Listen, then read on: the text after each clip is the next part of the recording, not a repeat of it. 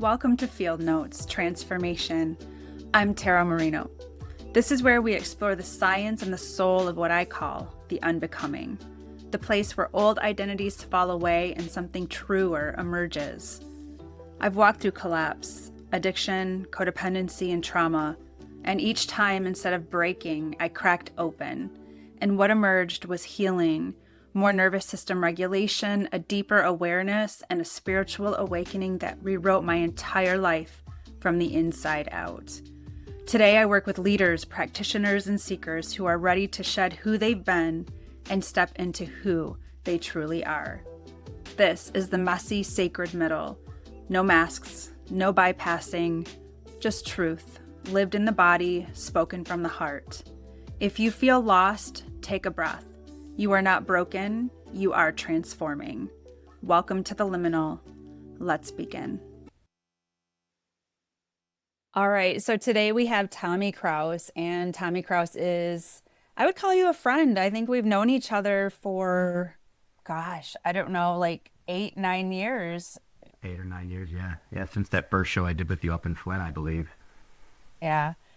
Yeah, I had heard about you and I was like, I got to get this guy to come out to Flint and, talk about recovery and healing and all of this stuff. And yeah, it was good. It was, I remember it very clearly. Yeah, that was a good show. That was a lot of fun.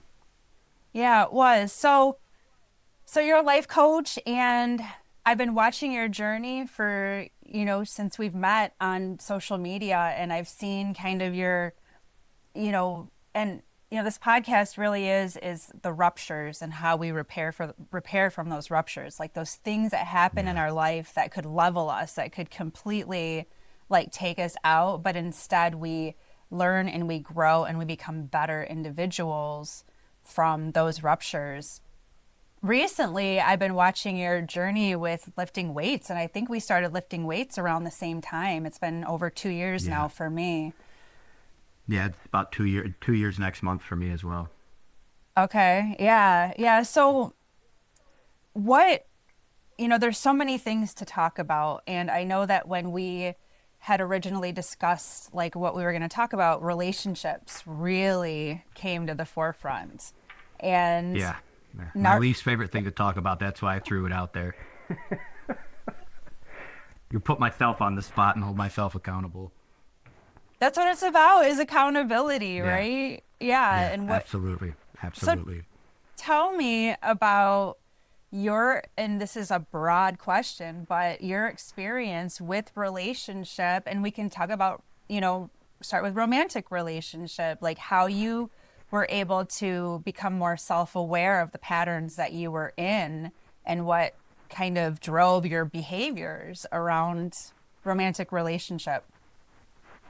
Absolutely. As cliche as it kind of might sound, it started with the last breakup that I went through, which was almost 2 years ago now. And it wasn't the first time that a relationship ended like that. I mean, there was different details that I could compare with other relationships, but it was still the same feeling of why do I keep hitting this wall in relationships where I'm trying to convey what my needs and my fears are, but I'm not doing it in a healthy way that's making my partner feel like I'm saying it in a loving way. I'm doing it in a way that's making them feel kind of verbally beat up or like they're not adding up. And I knew how I felt in my heart, but what was coming out of my mouth and what my mind was telling me to say wasn't lining up. And so at the end of that last relationship, it felt like a bomb kind of went off. And in the past, my pattern would have been whatever, I'm just going to move on, do me for a little bit. And then if I meet somebody else, pick up from there.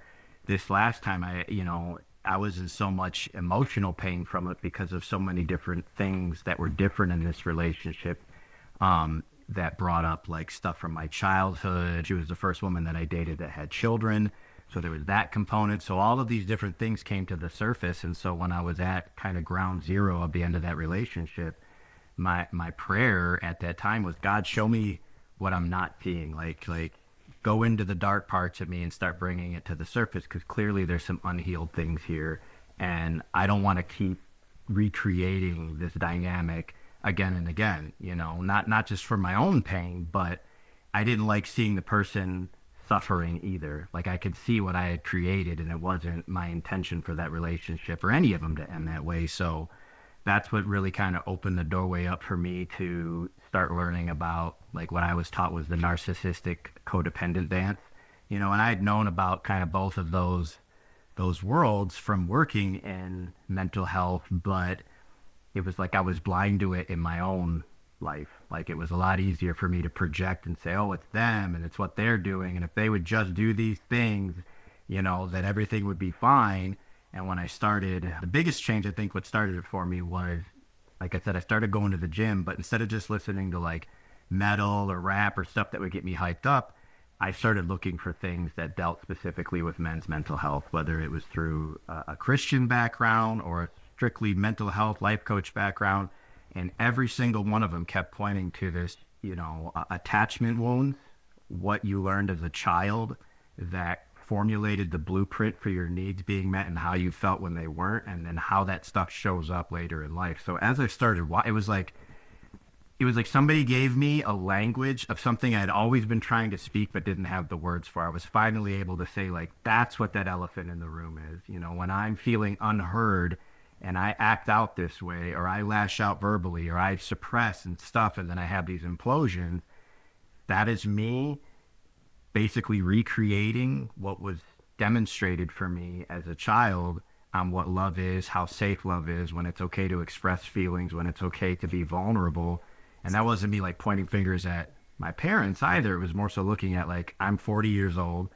I have to finish parenting myself. I have to look at what parts of me didn't get a chance to finish growing up and how to start letting them come to the surface with me, with God, maybe with a therapist, instead of coming to the surface when I'm in an intimate relationship and it's like, all these feelings are already going. And then now it's like I'm combating for like, well, I need my needs met, but if I meet their needs, then it's, then I feel like I'm being walked all over. So all of that stuff pushed all this to the surface. And it was the narcissistic codependent stuff that really stuck out to me, because the thing that hooked me in was this guy said, there's a dance that they do. And when they get into a relationship, whoever races to the bottom first, they get to be the child that needs to finish being parented, and the one that is not at the bottom first, they're the parent that has to finish doing the parenting. And when he said that, I looked at all my relationships and I was like, oh my God.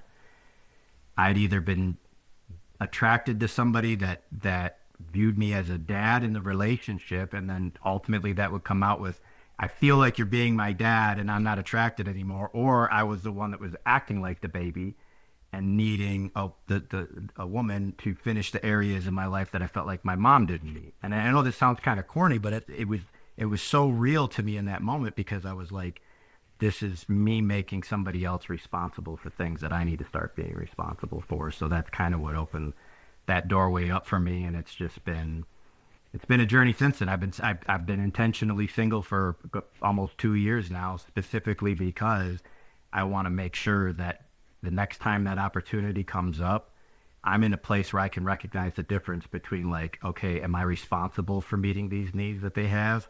Or am I responsible for just kind of reflecting to them, hey, you might want to look at that and I got to step back because I don't want to get back into familiar patterns. Absolutely. So tell me, with your relationships, were you dating women who were in recovery too, or did you a mix of both? It was a mix of both. I would, predominantly in recovery, but there was some that weren't either. But everybody needs some kind of recovery though. So like the ones that I dated that weren't in any kind of program, that didn't mean that they had it all together. If anything, they were even more blind to some of the spots that they had in the relationship, and they weren't willing to look at it because they would say to me like, well, you're the addict, or you're the one that's in these programs. Like, yeah, I got some issues, but they're not as bad as yours. And, so I definitely would say dating within the recovery community helped me be able to have more open conversations, but then, not everybody grows at the same rate. And so that was one of the things that I kept feeling like was an issue in the last 2 relationships that I was in, is like there was areas that I was willing to start growing in. And so I'd be trying to talk to them in the ways that I had been learning to grow. And it was putting a pressure on them to grow faster than they were ready to, because I never bothered to learn what their attachment wounds were. I didn't even know how to ask that. I didn't even know how to say, what was love demonstrated to you like as a child when you had needs and they weren't met? How did you respond? What did you, I didn't know how to say any of that. So it would come out and like this, like, what's wrong? Why don't you just talk to me? Not, and it's, kind of the typical thing you hear with men and women when they, well, if he just would understand and if she would just listen, all that kind of stuff would kept building up. So, it just kind of got to a place where it was like, yeah, like I can't control what they do, but I need to start looking at why am I attracted to someone that maybe isn't working on themselves in the same way I am, and what is that about that? That the last therapist that I was seeing was like showing me these things of like the areas that you haven't healed, you're going to continue to seek out in your romantic relationships because there's a part of your brain that needs to figure out why that didn't work when you were younger, and it's going to keep seeking out people like that unless you address it now. And when she said that, I was like, all right, I surrender. Like, I don't want to keep doing this. Absolutely. And what I tell people too when it comes to relationship is that you have to be evenly yoked.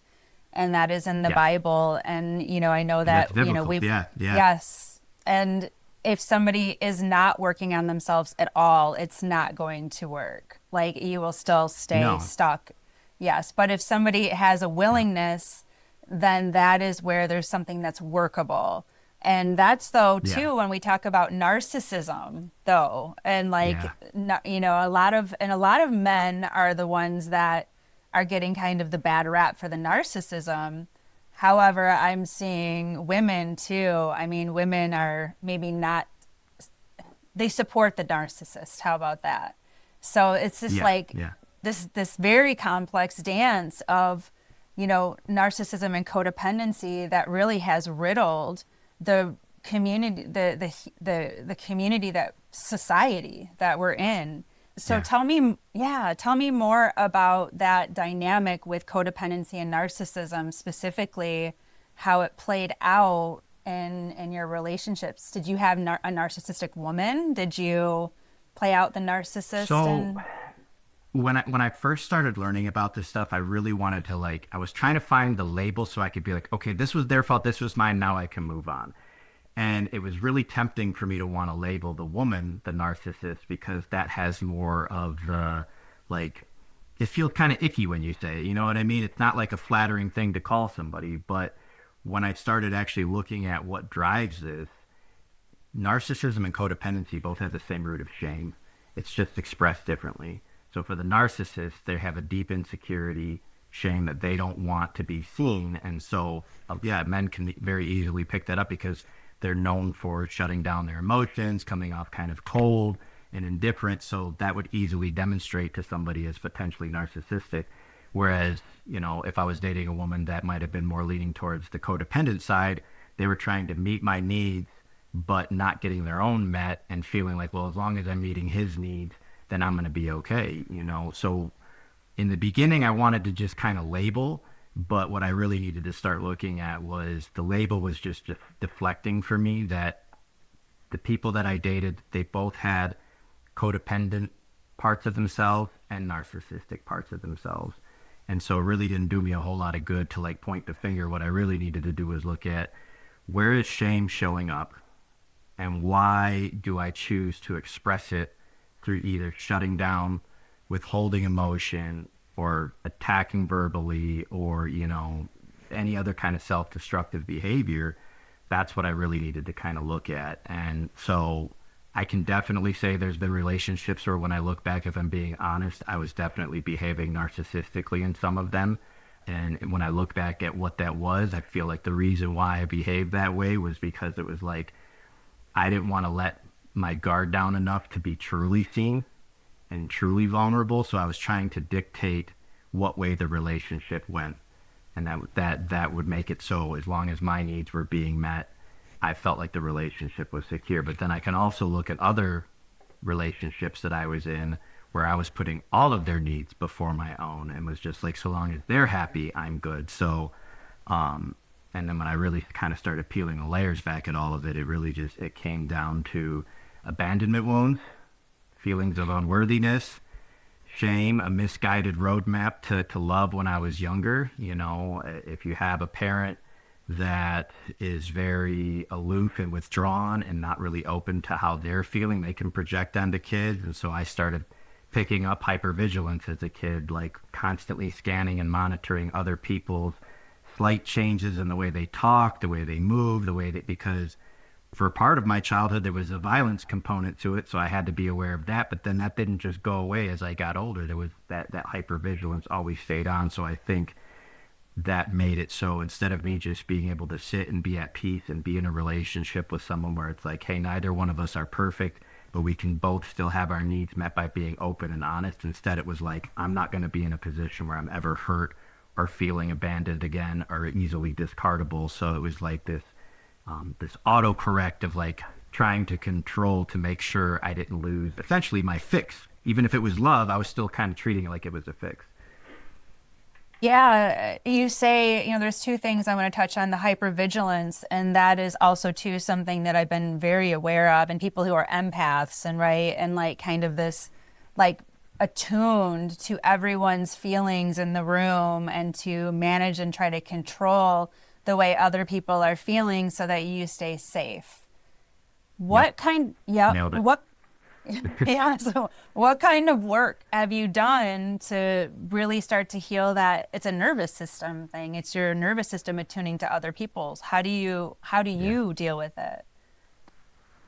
So really this last year, I would say was probably the first time since I've been in recovery that I've given that time to do that. And it's not so much isolation as much as it is being alone. Like I'm not intentionally isolating to a place where I'm not allowing anybody to have contact with me, but it's being intentional with spending time alone. So that way I can learn to feel some of these things. So that way in that, it brings the scripture to life to me, because when God says, be still and know that I am God, I always just kind of was like, okay, cool. Like be still and I'm supposed to know you're God. But it's like, no, like that being still is my part. And the reason why that is because in that stillness, when I sit still long enough, that stuff can start to surface and then I can actually address it in a healthy way. So that too is, through my, study of history and of the Bible and other like the Nag Hammadi and the Coptic text, and even stuff with past life regressions and people saying they've experienced Jesus and how he was showing up in the world. And one thing that, really rung true for me was that he was often seen crying because he was feeling the weight of the collective. And that's what it is that, as beings, our emotional state is so blunted because we live in a society that says, don't feel. Addiction, here, codependent relationship, anything you can do to not feel whatever's going on inside of you. He also took time alone, and he would leave the disciples to go away and to cleanse his body and his mind and to commune with God. And that, and that's why I don't like, in recovery and that, AA, don't isolate. It's like isolation. Well, let's change the narrative here to something like maybe we do need to step away from society. I mean, during my awakening, for 2 years, I lived in my apartment, just very, I didn't have my son. It was like every other week. So for like that whole week, I was just digging into myself and trying to find out who I was and what, the dark night of the soul and all of those pieces. So yeah, I mean, absolutely. Like with this piece of it, I think people need to understand that it's not isolation. This is you stepping away to figure out who you are. And with all the noise of the world, it can be very, very difficult to do that. So tell me about some of your practices. I know that, to help heal some of this and to be able to be in the world and not of it, if you will. I know that cold plunges have been something that I've actually asked you for advice around cold plunges, and and tell me what you've experienced with it, because as a woman, I'll tell you what I've experienced. Yeah, no problem. So it actually started, what was it? Not last summer, but the summer before. There was a couple of guys that I was training with, and I was still kind of new to it. I was only about 60 days into lifting weights at that time, and this guy Mario that I'm friends with from the recovery community was like, dude, you need to come over here and do one of these ice plunges. And he was like he's just one of these guys that's got a really good heart and wants to teach you all the details about something, so that way you're not going into it like fearful. Because my mind was like, dude, what if I have like a stroke, or like I'm gonna, if I pass out? And he's a firefighter, so he's like, buddy, like you got no better care that you could have right now than a firefighter sitting right next to you. You're in good hands, and walk me through the whole process. But what that started to do for me, which I liked a lot, is I'm the kind of person where even when I'm trying to be still and like relaxing, there's always this kind of like background noise. Go, go, go, go, go. The cold plunge, what it did for me was it took all of the different noise that was in the background and silenced it, because all I could think about in that moment was, this is cold. This is really cold, and I need to slow down and control my breath, because my brain was sending me signals of, we're going to die. What are we doing inside of this? This is stupid. Get me out of here. We're freezing.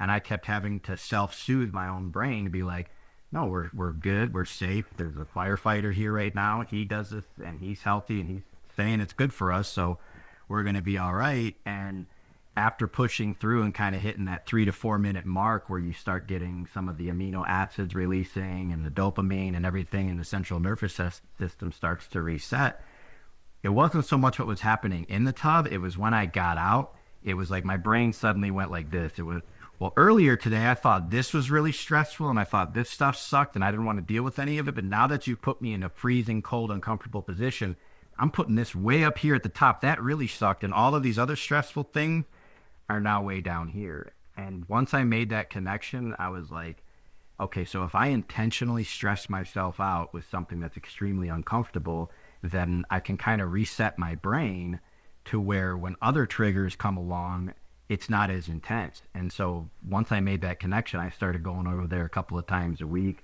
I was able to lift better and focus more in the gym and not feel as fatigued. I was sleeping way better, like the best sleep I ever had and in years. And I started noticing just my thoughts were clear. Not so much just the physical aches and pains were gone, but just the release of not having so much inflammation also made it so the brain fog was lifting. And there was just this really deep sense of like, everything's all right, everything is okay. And, I would kind of get my happy juice would come back, where I would have that natural sense of goodness. And I hadn't had that in a while. So I would say that cold plunges have been very instrumental in my recovery process in the last 2 years, especially if I'm having like a really stressful day. Just jumping in, even for a few minutes, it completely resets me, and it gives me like it's like all the stress that I had stays in the ice water, and when I come out, I feel new. Yeah, no, absolutely. When you were talking about it with me, I had tried it and I could only make like 1 minute, maybe 2. And there was something that the benefits, because when I made it to 2 minutes, I noticed that my vision was becoming sharper. And I've had vision issues like my whole life. And it was like, oh my gosh, like it was like I was snapped awake, and I wasn't like in this like floaty, foggy, like just, going through life and getting to the next thing that I have to go to. And then, that's the biggest takeaway for me too. But the interesting thing is that there's a lot of naysayers around women using cold plunge, and I just can't get on board with it, because I've been using it and I made it up to, I think I texted you or messaged you and told you, I think I made it to like 6 minutes or something like that. That's awesome. That's awesome. Yeah. How did you feel after you hit that 6 minute mark? What was going on? Well, I have to make sure that I sit down in the locker room, because I'm still getting those effects, up to 5 minutes afterwards. And it really, my brain, like you had told me, my brain is like, tell me more about the process though, because all I know is that the way I feel. I feel better. My muscles aren't as sore. I get that alertness, like that kind of like really like sharp focus in my brain and the way I am. And I have that endorphins, so I feel really good afterward, just like a natural high. Yeah. But what happens to the brain when we're doing a cold plunge? So how it was explained to me is your brain doesn't know when it's in genuine danger or when you're doing something intentional like an ice plunge. So when it's in extreme colds like that, it has one main function in that, and that's to survive. So it's firing off different things to try to keep you in survival mode. And one of those things that my buddy explained to me was after when you're, I think it's called your vagus nerve. Once that gets triggered and you get that deep shake where like you're not shaking to warm up, it's like a deep shake where it's like involuntary. There's a brown fat that's on your liver that only burns at higher temps. So your core kicks up its temp to burn that fat. And what your brain's basically trying to do is save your extremities, save everything else, because again, it doesn't know that you're just sitting intentionally in cold water for something health-wise. It thinks she tripped, she fell, she's in ice water. If we don't, shock her awake, she's going to die. So I think when that's going through your brain, all of that starts to kind of rewire, because for me, prior to doing those things, I always felt like I was at the mercy of my own thoughts. When I started doing ice plunges, what it taught me is my brain is just like anything else. It needs to be trained. And so having that ability to kind of walk through what's happening and tell my brain, like, yeah, you're feeling this way right now because all of these sensors are going off on our body saying we're in freezing cold temperatures, but we're going to be okay. So I think that's what's happening. Like when you were talking about your eyes feeling like they were improving, is if you were in a situation where it was life or death and extreme colds, you would want your body to kick in everything that it could to help you push through for survival.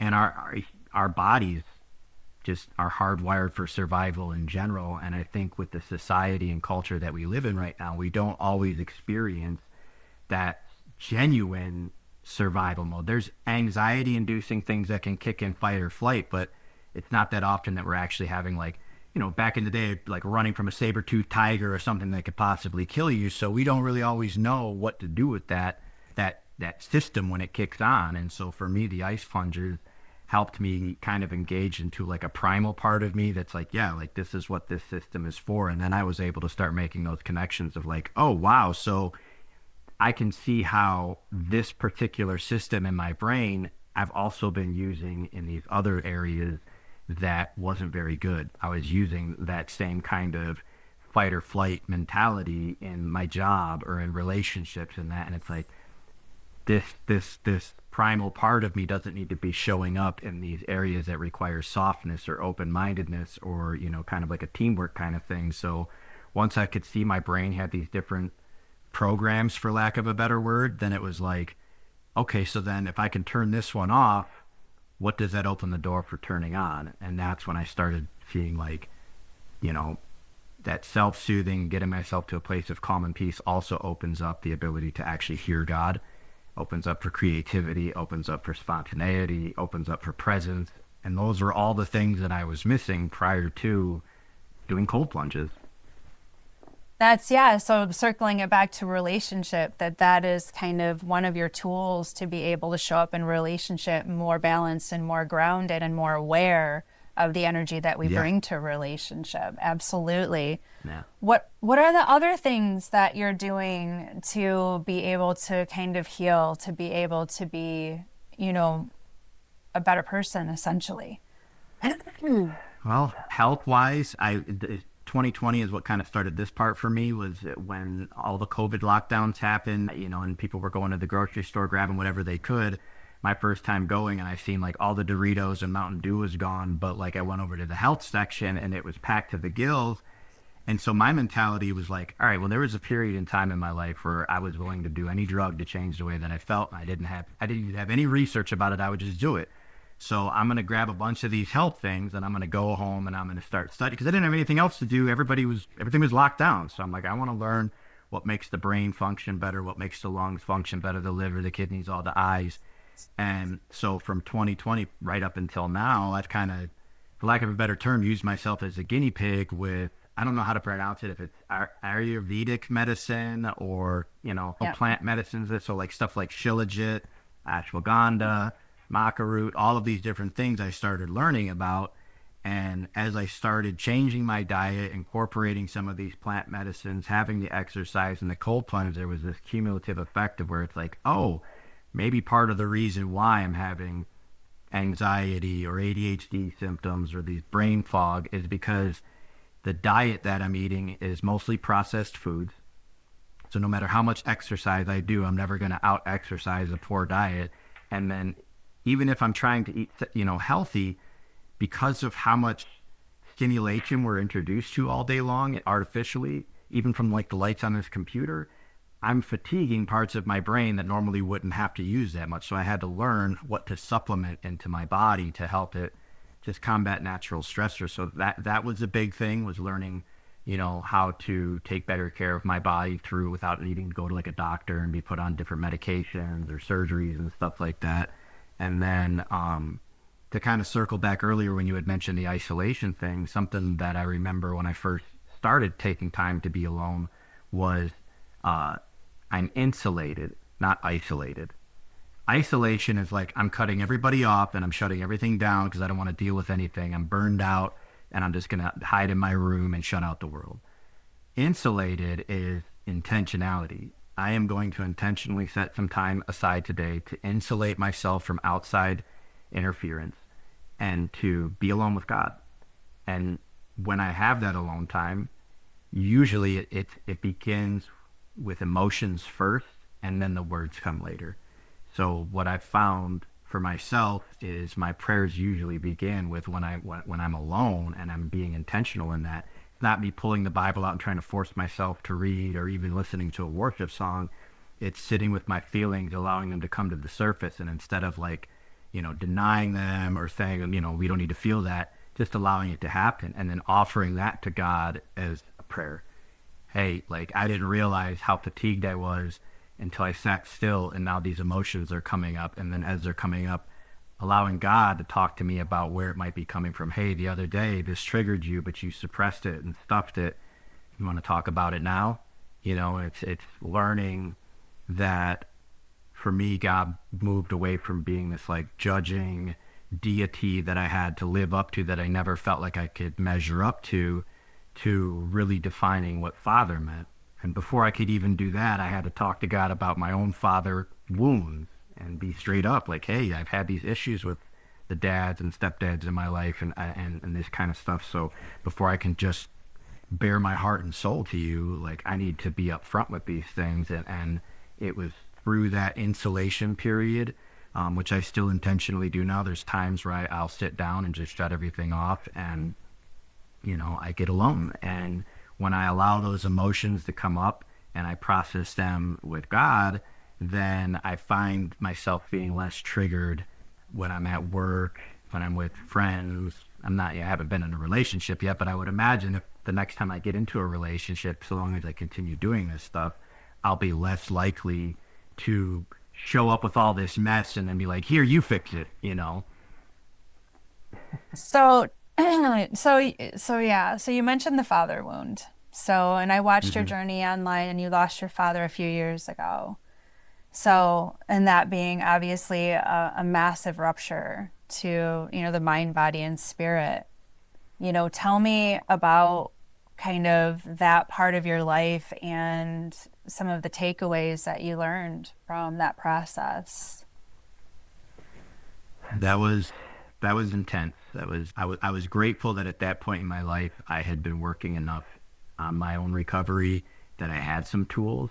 I think if that would have happened prior to that, it would have been a lot more detrimental, but it's still, the emotions were still very real. When my dad passed away, within 48 hours after him dying, he was living with my grandmother at the time, taking care of her, and she was worried about getting put in a home. So she asked me if I would move in with her and kind of take his place. So it forced me to have to confront grief in a way that I never really had to before, because I was sleeping in his bed.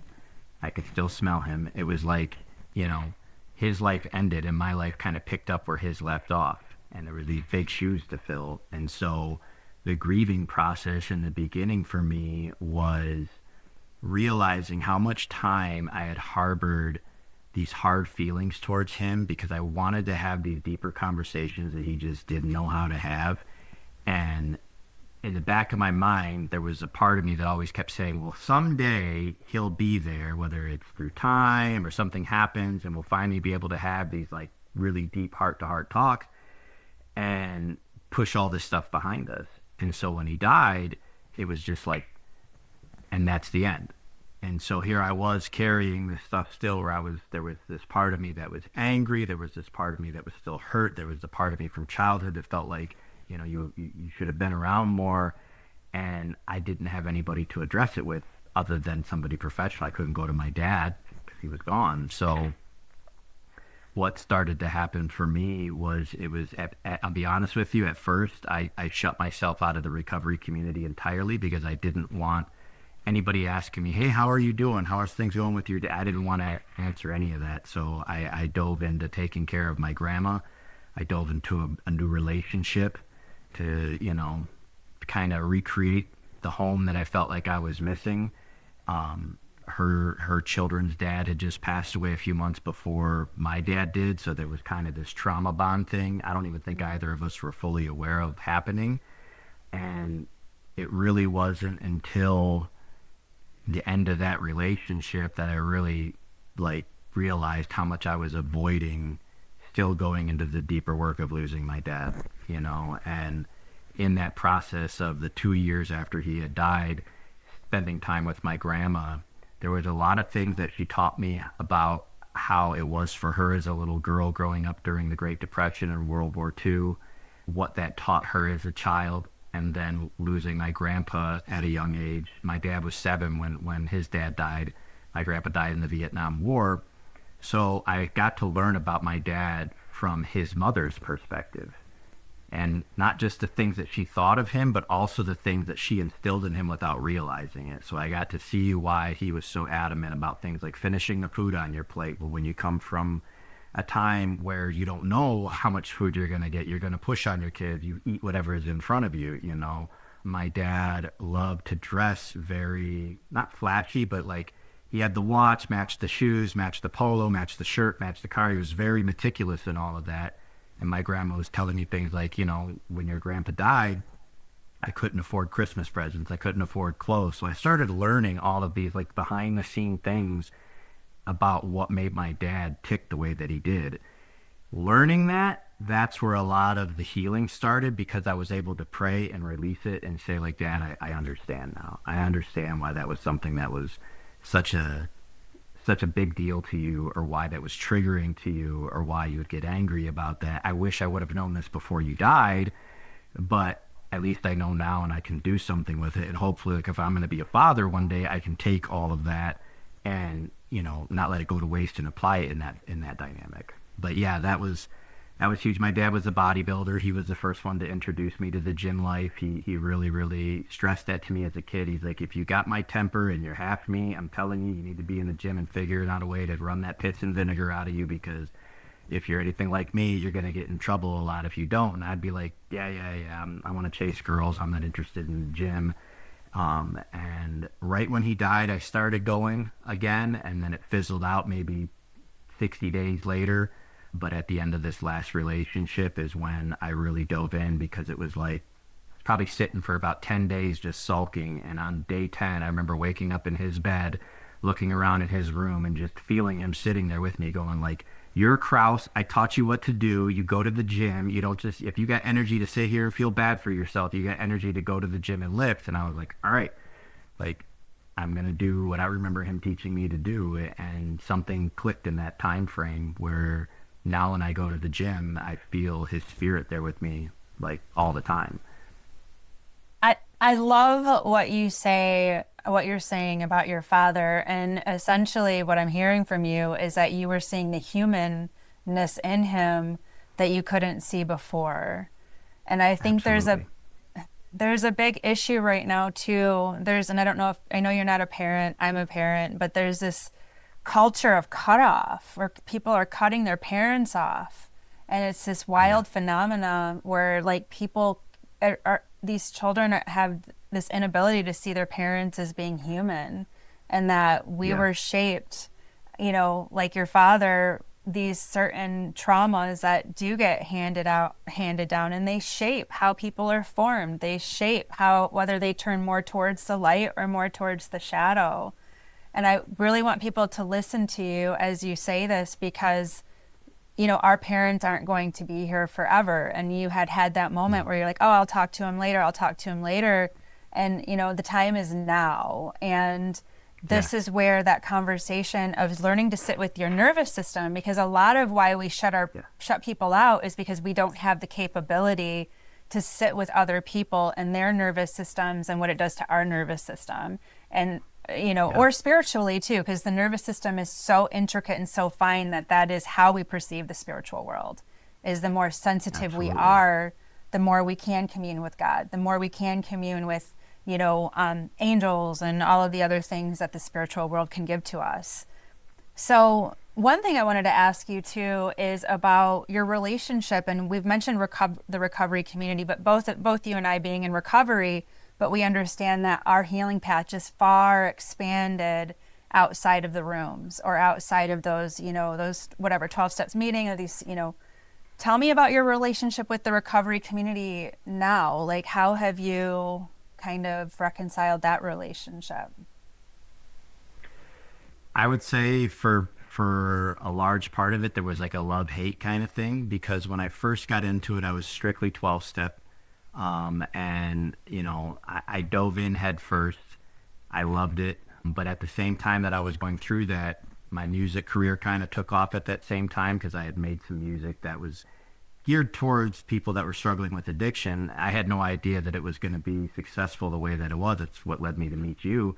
But to be brand new in recovery and, to be trying to address things like a broken ego, a broken heart, and all this kind of stuff.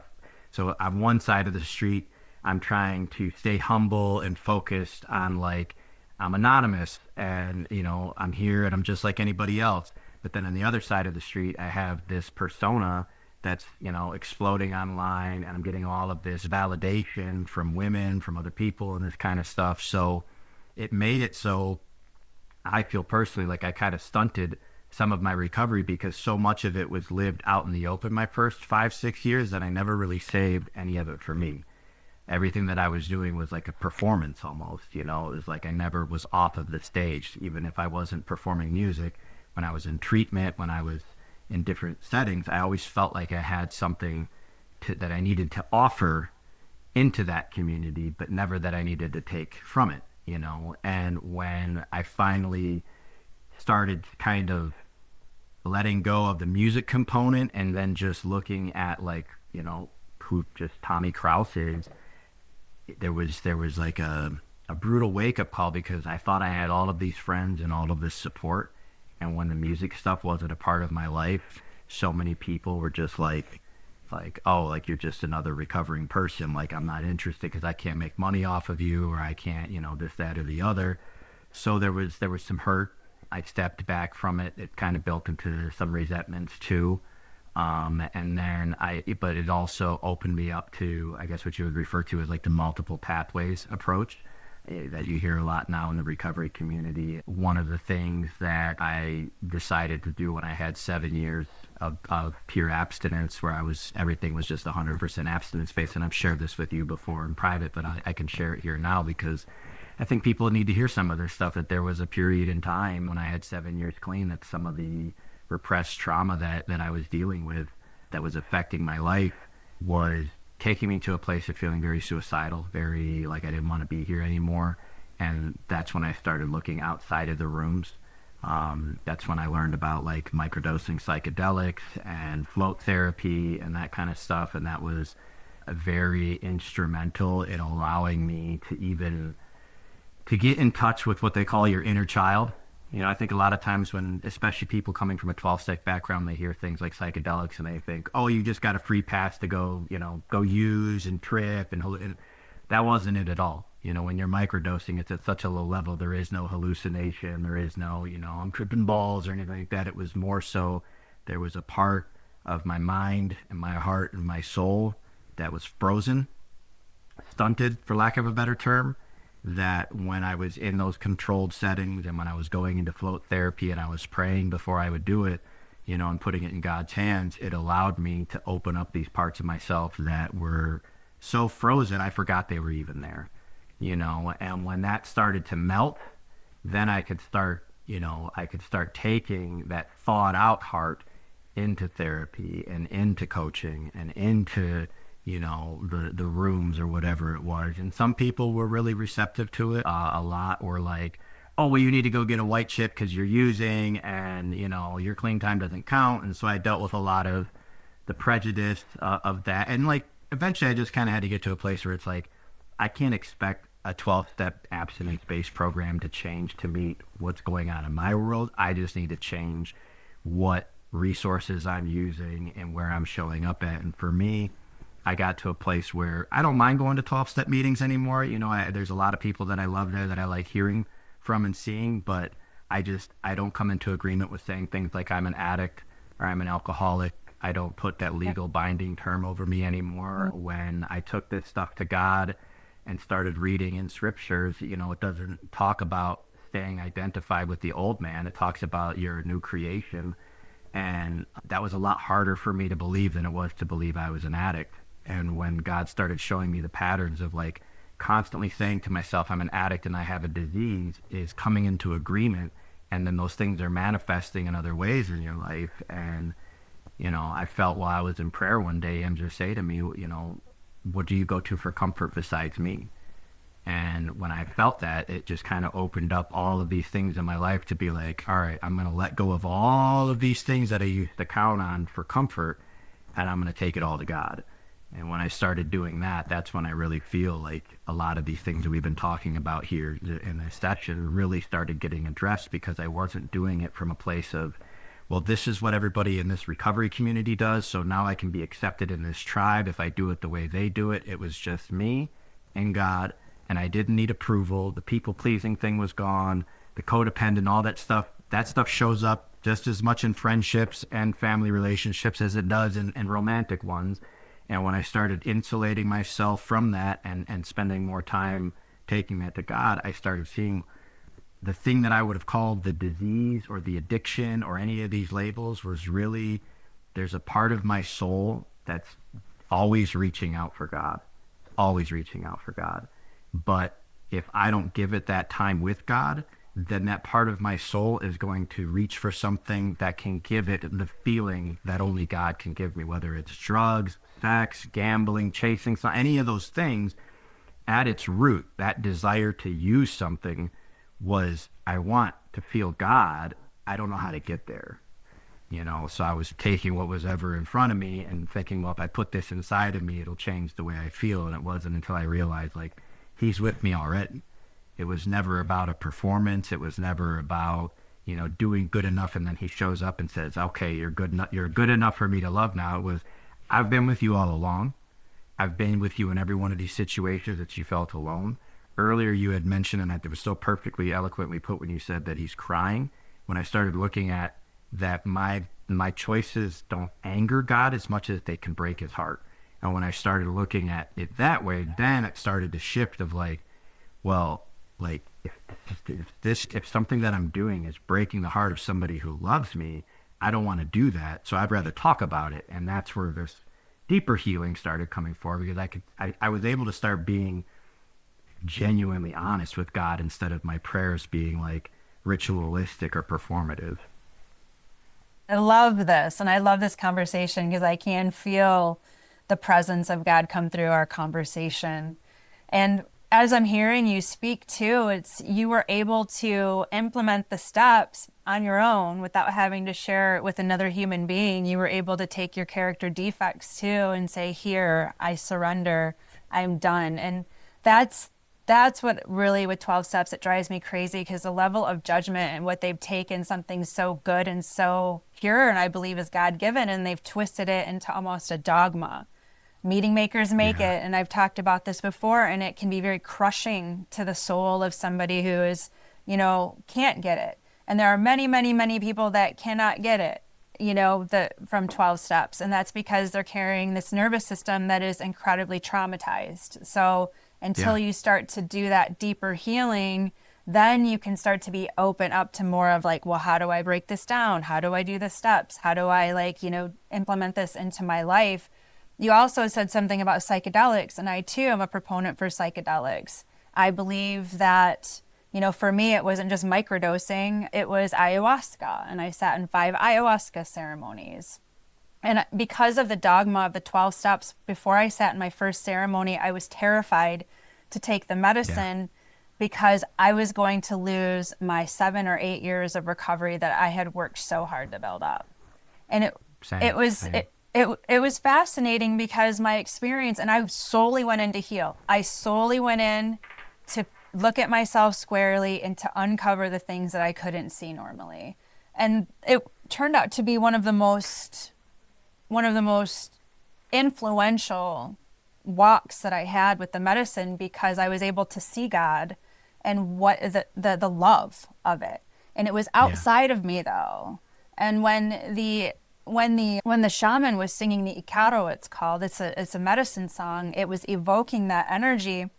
And I had looked at it and it was above my head, and I was like, oh my gosh, how do I get that in the body? And as Yeah. soon as asked that question, I was immediately put in my body, and I was laying there with the deep awareness of my body, and I realized I did not have a good relationship with my body.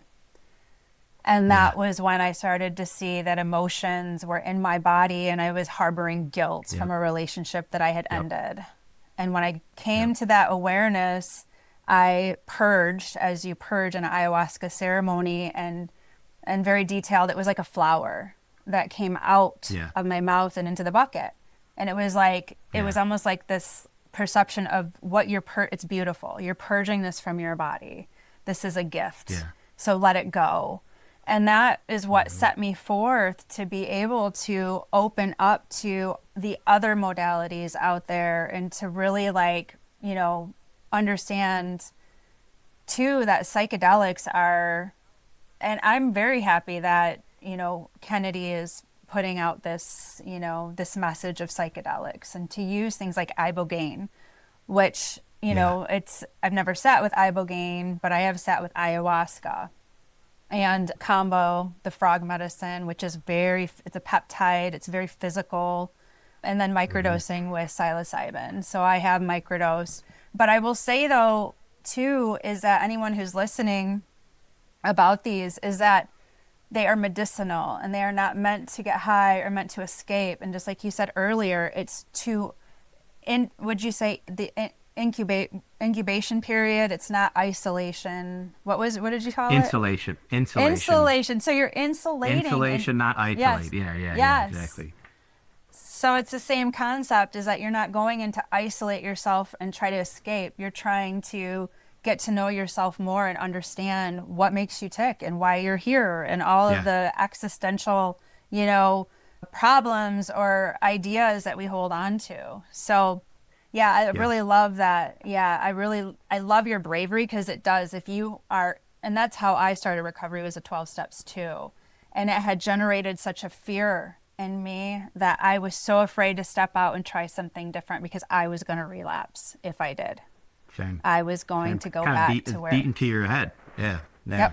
yep. Yeah. Yep. One of the things that helped me at that time was there was a friend from the recovery community that when they had about a year clean, I think when they picked up their 1 year medallion, they got diagnosed with breast cancer. And so they had to go through all sorts of things, medical wise, narcotics wise, all this stuff. And so when I first started that part of my healing process, I reached out to them and I was like, you had a year clean, you get diagnosed with breast cancer, you're being put on medication that you used to abuse. What did you do to deal with the guilt, the feelings of like, I lost everything that I worked hard for, like, because, our heads can really work against us. And something that she said that really helped was, she's like, you were raised Catholic, right? I said, yeah. She goes, and in Catholicism, some of the stuff can come off very dogmatic, to where even if God didn't say what you're doing is wrong, the religious setting that you were around can make you feel guilty. I was like, absolutely. She's like, that's what you're experiencing right now. She's like, are you doing these things because you're trying to escape life? You're trying to run? She's like, you don't. But if you're doing something in the process of trying to heal, to maintain the quality of life that you've worked so hard for up until this point, and you're trying to take it a step further and deeper, then why would you have any guilt and shame over that? And when she said that, Yep. it kind of just gave me that ability to be free in it and be like, you know what? Like, not everybody needs to understand what I'm doing, because not everybody's laying down with my head on the pillow at night. Not everybody's feeling the same things that I'm feeling. At the end of the day, I'm responsible for me, and I got to do what I got to do to survive, because what pushed me even to consider any of those things to begin with was knowing that when I'm in a good state, I'm not thinking about hurting myself. But having 7 years clean, going through steps, going through all of these things, and going to bed at night with the thought of like, if I don't start feeling better, I'm going to shoot myself. Like that was a red flag to me. Like, something's going wrong that should not be going wrong, and it's not getting addressed in these areas. So that desperation didn't lead me to go run to heroin and run away from everything. That desperation said, I want to bare my soul to God, and I got these blockages, and I need to kind of step outside of the Western medicine paradigm and look at, well, what did our ancestors use to be able to address? They didn't necessarily have a word for trauma back then, but they knew what it felt like, and that's where these things kind of came into play, And when I started learning that, I was like, okay, so this is part of the journey, At least it was for me. Yeah, no, absolutely. And I think as we move along this awakening, this massive awakening that we're going through in the world, I think, these conversations are really important, because there are a lot of people who aren't even in recovery or haven't even started to look at their, their addictions, Channel their self. trauma. Yeah. Yes. And so these conversations, being the way shower of like, this is what I've done, or this is what we've done to be able to be in relationship and be embodied, in our bodies, and to be okay with, with ourselves, and to understand that not just okay, but that God is within us. And that, Yeah. When we do, like you said, get still, that's when we can get quiet enough to hear that direction and that voice. And it's so imperative. When I hear people say, well, I can't meditate, I can't sit still, I just walk meditate, or I meditate when I'm like, running or whatever. I'm like, but there's something that is inherently needed for the human being to be able to sit still with yourself. Yeah. That's why I love float therapy so much, because it forced me to actually sit still, and I didn't realize how hard that was for me until you pay good money to sit in one of those tanks. And like the first time I'm in there, it's like 5-10 minutes into it. And I'm just like, you're floating in the darkness. And I'm like, this is stupid. Like, what the hell did I pay this for? And then I realized like the whole point of being in here is to cut off all external stimulation and just be still. And those were the first real waves of like, and this wasn't even because I was doing it biblically. It was more so as I got still and felt the various parts of my system shut down when it no longer had to be on alert. That's when I noticed, wow, I'm carrying financial stress in my feet. I'm carrying relational stress in my gut. I'm carrying work stress in my shoulders. And I didn't know it until I was sitting there floating in that water in the dark. And it's like, wait, I can literally relax right now. Why am I holding all this tension in these different areas? And I realized it was just like you shared. There was so much stuff that I was repressing into my body, and it was like, until I got still, how could I possibly even know where I was stuffing that stuff? Yeah, absolutely. So, as a man who's on this healing path, and have all the things that you've been through and everything you've shared, what is something that you would tell someone, specifically men, who are still kind of, trying to figure things out and trying to either recover or just heal? Well, I would say that if the men that you're around aren't capable of handling you going deeper, then find some men that can.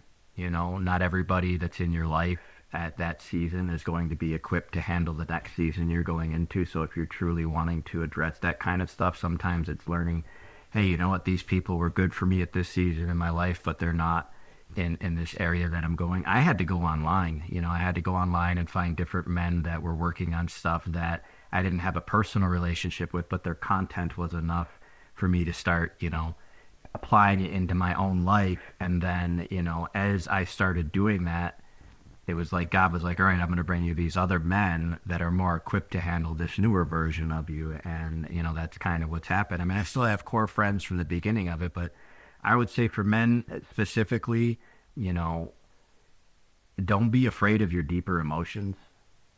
Learn to express them. Journaling. I know people always, oh, you got to journal. That's been one of the most helpful things, especially in this last year, was just getting in touch with what I'm feeling, and verbal vomiting. When I journal, I don't write to me, I write to God. And it's not always like, dear God, how are you doing? It's like, and I'm raw and I'm vulnerable. And I learned that those different feelings, those different parts of myself all have a right to the table. They all have a right to speak. And when I give them that ability to speak, then in other areas where maybe the child version of myself or the teenager version of myself might want to show up and act out, when I'm taking that time to allow those parts of myself to actually be seen and heard with me and with God, they don't show up as much in those other areas. Then I can be the 42-year-old me that needs to show up as an adult in a situation and be able to say to myself, hey, I know there's a frightened part of you right now that feels uncomfortable. When we get home later, we'll address this, but right now we're going to be okay. We're going to get through this. And then when I get home later, I have that chance to sit down, journal, talk to God, and be like, hey, well, I was with a client earlier. They shared something that was really triggering for me or reminded me of how I felt when I was in a similar situation. So instead of stuffing it, I want to talk about it. The gym, when I'm lifting weights, there's times, I can't tell you how many times I've actually been releasing a lot of repressed emotions, but I'm in the gym and I'm sweating. And so nobody knows that in my headphones, I got something like worship music or something that's helping me get in touch with deeper feelings, but it looks like I'm sweating, and it's just, no, I'm allowing that kind of cathartic release of just all that stuff that I was holding on to, just releasing it, and there's no shame in that. Doesn't make you less of a man. If anything, I feel like it's maybe better at being more of my masculine self, because I can recognize now that when I take that time to balance myself, then I also am able to be a genuinely secure place for others when they need me to be a rock, as opposed to like feeling like I have to show up like this, like toxic machismo and I got this, and dictate how things go. Yeah. In terms of, and I just saw something on Facebook recently about how physical, like working out is disguised like as a spiritual practice, or spiritual practice is disguised as working out, right? So that it's all one, and that when we are working out our physical body, it's translating to the emotional bodies, and spiritual bodies, because the body truly is the temple, and it's the gift, and it's a manifestation of the spirit. And the way it grows, and like I said earlier, towards the light or towards the shadow, and we get to choose, you know. I want to say thanks for coming on. If somebody wants to get a hold of you for life coaching, how would they get a hold of you? You can go on Instagram at Doubting Thomas Believes. That would probably be the easiest way for them to. I don't know if it would be appropriate for me to leave my phone number on here, but I would say that the best way was probably through Instagram for now. That's like, I just started doing life coaching again. The last year I kind of took a break from it and was doing like manual labor kind of stuff while I was focusing on myself, but I'm just starting to open back up to, being able to work with people one-on-one. So, and that Instagram page I specifically created for faith-based content and helping people kind of merge the two worlds of mental health and navigating the relationship with God. So that's where I would tell people to go. Okay, thank you. And we'll drop that in the show notes so that people know how to get a hold of you. And again, Tommy, thank you so much for spending this time with me. I really enjoyed this conversation. It was beautiful. Thank you. No, it was awesome. I look forward to doing it again sometime. Thank you for having me. Thank you for being here. If this episode resonated with you, please share it with someone who's on a healing path as well, and leave a review so more people can find these conversations. For deeper support, offerings, and resources, visit my website at greenterraholistics.com. Until next time, stay grounded, stay curious, and stay true to the unbecoming.